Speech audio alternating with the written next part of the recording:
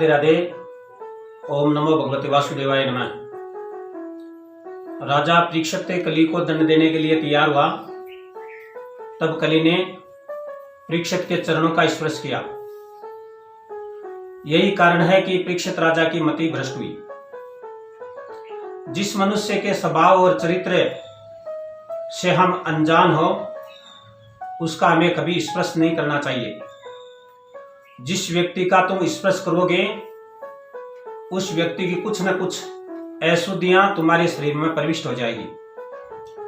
पुण्यशाली व्यक्ति के विचार पवित्र होते हैं और पापी व्यक्ति के विचार अपवित्र होते हैं। जैसे व्यक्ति का स्पर्श करोगे वैसे ही व्यक्ति के विचार तुम्हारे शरीर में घुस जाएंगे, वैसे ही विचार तुम्हारे शरीर में घुस जाएंगे। राजा परीक्षित ने कली को स्पर्श करने दिया तो उनकी बुद्धि में विकार आ गया। राजा जानते थे कि यह कली है, अपवित्र है, सो उसे दंड देना चाहिए। दुष्टों को दंड देना राजा का धर्म है। फिर भी कली के प्रति दया जताई। राजा ने कहा कि मैं तुम्हें मारूंगा नहीं, किंतु तू मेरे राज्य की सीमा से बाहर चला जा। मेरे राज्य में तेरे लिए कोई स्थान नहीं है। कलयुग ने कहा, महाराज कहां जाऊं? तो राजा ने 4 स्थानों की अनुमति दे दी। वो स्थान दूध, मदिरा, वैश्यासंग और हिंसा। इन 4 स्थानों पर असत्य, मद, आसक्ति और निर्दयता, ये 4 अधर्म रहते हैं, यानी वहां पर अपराध होते ही रहते हैं। इन 4 स्थानों की प्राप्ति होने पर भी कली को संतोष नहीं हुआ। कली ने राजा से कहा, यह स्थान तो गंदे हैं महाराज, कोई अच्छा स्थान मुझे रहने को मिले तो ठीक है। कली ने राजा के मुकुट की तरफ देख करके स्वर्ण में रहने की अनुमति मांग ली। राजा ने कली को स्वर्ण में रहने की अनुमति प्रदान कर दी। मौज होगी। कैसे? वो उस समय मुकुट था, वो भी अधर्मी का था। अधर्मी एक समय की बात है, जिस समय जरासंध और भीम के युद्ध हुआ। उस समय जरासंध को मार करके भीम जरासंध का मुकुट लेकर के आया और आकर के अपने राज्य में रख लिया। जरासंध का पुत्र मुकुट सहदेव से मांगा, लेकिन सहदेव ने मना कर दिया और पेटी में रख करके ताला लगा दिया। वो मुकुट अधर्मी राजा का था, उसमें स्वर्ण अशुद्ध, अधर्मी राजा का धारण किया हुआ अशुद्ध स्वर्ण था। एक समय राजा मन में विचार पैदा किया कि मेरे दादाजी क्या क्या माल छोड़ करके गए हैं। सफाई करवाई। जब खजाने की सफाई हुई तो उसमें से वो मुकुट निकला और वो ही मुकुट धारण करके राजा जंगल में शिकार खेलने के लिए गया था। तो एक पंथ 2 काज हो गए। कलयुग ने तो पहले ही मन में विचार कर रखा था कि मैं राजा के प्रजा के अंदर और राजा के अंदर प्रवेश कर जाऊं। मौका मिल गया।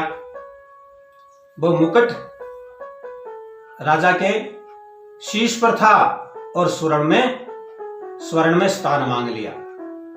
कलयुग प्रवेश कर गया। राजा उसको अनुमति देकर के वहां से रवाना होकर के और शिकार खेलते खेलते कई मृगों का पीछा करते करते समीक ऋषि के आश्रम में पहुंच गया। जब समीक ऋषि के आश्रम में पहुंचा उस समय ऋषि समाधि में लीन थे। जब संत समाधि में लीन होते हैं तो उसकी समाधि भंग मत करो, उसमें कोई इंटरफेयर मत करो और वहां जाकर के प्रणाम करके वापिस आ जाओ। भगवत भजन में जो कोई बाधा डालता है तो उसका कल्याण नहीं होता है, उसको कुछ न कुछ दंड भोगना ही पड़ता है। राजा उस समय वहां पूछा तो समीक ऋषि समाधि में लीन थे, आंखें मौन रखी थी। राजा ने मन में विचार पैदा किया, क्यों? राजा की मति भ्रष्ट हो गई, राजा के कलयुग का प्रभाव हो गया और राजा ने मन में विचार पैदा किया कि समीक ऋषि मेरे को देख करके ये ढोंग कर रहे हैं। इसलिए वहां पर एक मरा हुआ सर्प पड़ा था, बाण की नोक से उठाया और ऋषि के गले में डाल दिया। अब राजा वहां से रवाना हो गया और इधर बालकों के साथ में समीक ऋषि का पुत्र खेल रहा था। किसी बालक ने जाकर के जोर से चिल्ला करके कहा, अरे यहां क्या कर रहे हो सरंगी, जल्दी चलो, तुम्हारे पिताजी के गले में मरा हुआ सर्प डाल दिया। इधर से कोई व्यक्ति जा रहा था, भेष तो राजा का सा था लेकिन यह आचरण राजा का सा नहीं हुआ। तो श्रृंगी ऋषि वहां आकर के समीक का पुत्र है और उस सर्प को गले से निकाल करके फेंका। उस बच्चे की बात सुन करके उसको उत्तेजना पैदा हो गई, बहुत क्रोध पैदा हो गया और क्रोधित होकर के कोशी की नदी से जल लिया हाथ में और उसको अभिमंत्रित करके और फिर राजा को श्राप दे दिया, जो मेरे पिताजी के गले में ये काल गाल करके गया है, सर्प काल का रूप है और काल जब आता है तो डसता है। तो किसी के प्रति कोई ऐसा गंदा विचार करना, गंदा आचरण करना, यह मनुष्य को खुद को ही परेशान करता है, नहीं करना चाहिए। तो यही जो सर्प है 7वें दिन तक्ष का रूप धारण करके और उसको डसेगा और उसकी अकाल मृत्यु हो जाएगी। इस प्रकार से श्रृंगी ऋषि ने राजा को श्राप दे दिया।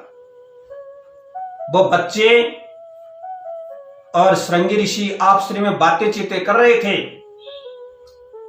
उसी समय समीक ऋषि की समाधि खुली और देखा तो वो बहुत तेज वार्तालाप कर रहे थे। समीक ऋषि ने पूछा, क्या हुआ? बोले, पिताजी क्या हुआ?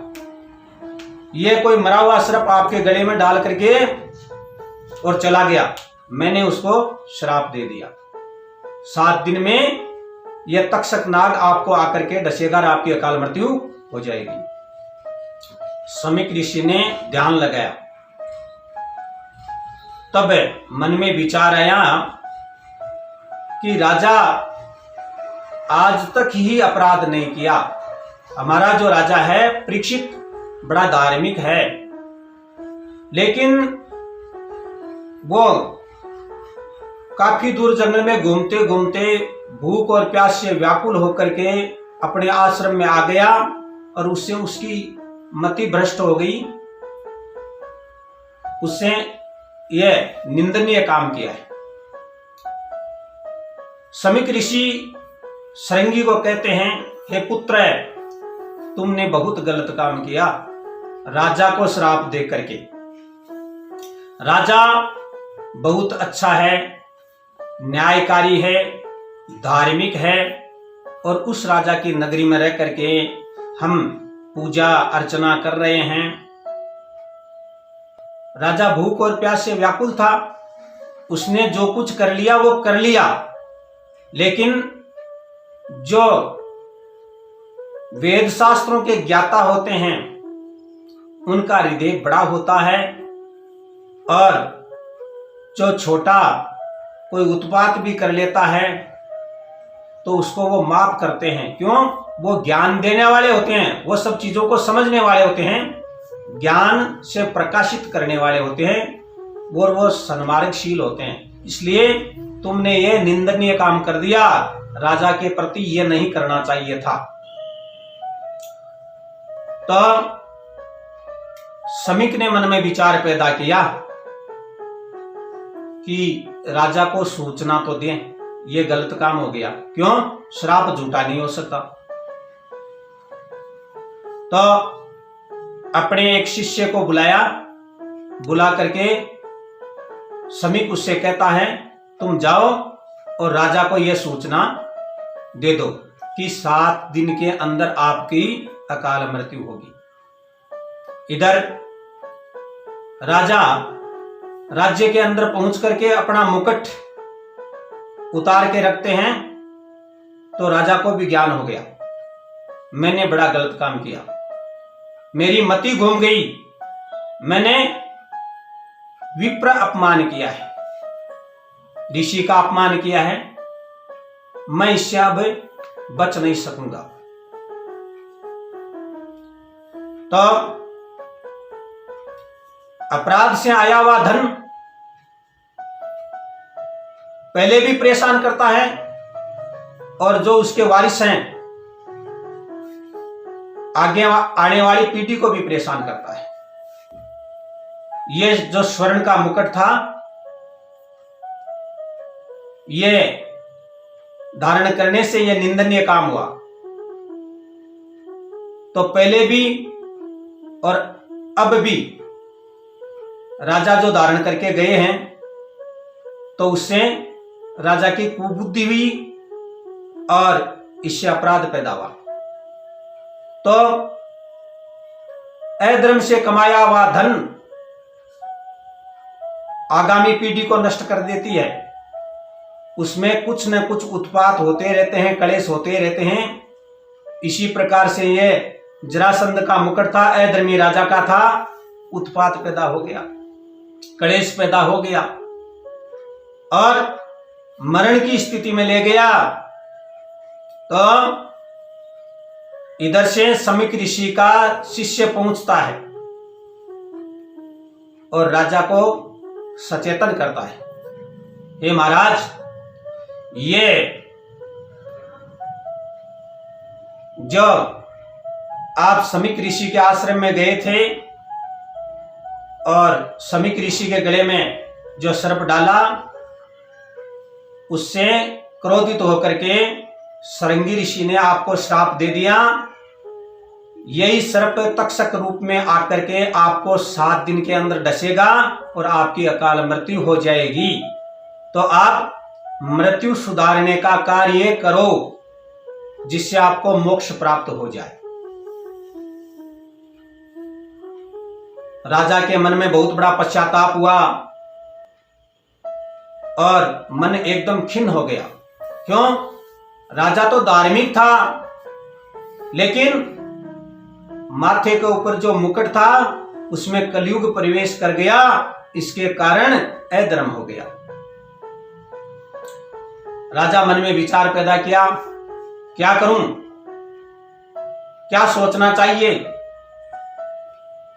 एकदम धैर्य से विचार करके अपने ज्येष्ठ पुत्र जन्मेजय को राज्य देकर के और फिर गंगा के किनारे चला गया। वहां जाकर के आसन लगा करके बैठ गया। ऋषि मुनि महात्माओं ने सुना कि राजा परीक्षित अनशन लेकर के और गंगा के किनारे बैठा है। तब व्यास और वशिष्ठ, च्यवन, परशुराम, जामदग्नि ने सब ऋषि वहां आकर के इकट्ठे हो गए। 88,000 ऋषि वहां आकर के इकट्ठे हो गए। क्यों? राजा धार्मिक था, कभी भी अपराध नहीं किया था, इसलिए। अब ऋषि वहां पहुंचे, राजा खड़ा होकर के उन सबको प्रणाम किया, बैठने के लिए आसन दिया, पूजा की और आप बीती सुना दी। म्रियमाण व्यक्ति को क्या करना चाहिए? मैंने विप्र अपमान किया है, यह निंदनीय कार्य से मेरे को कैसे मुक्ति मिले?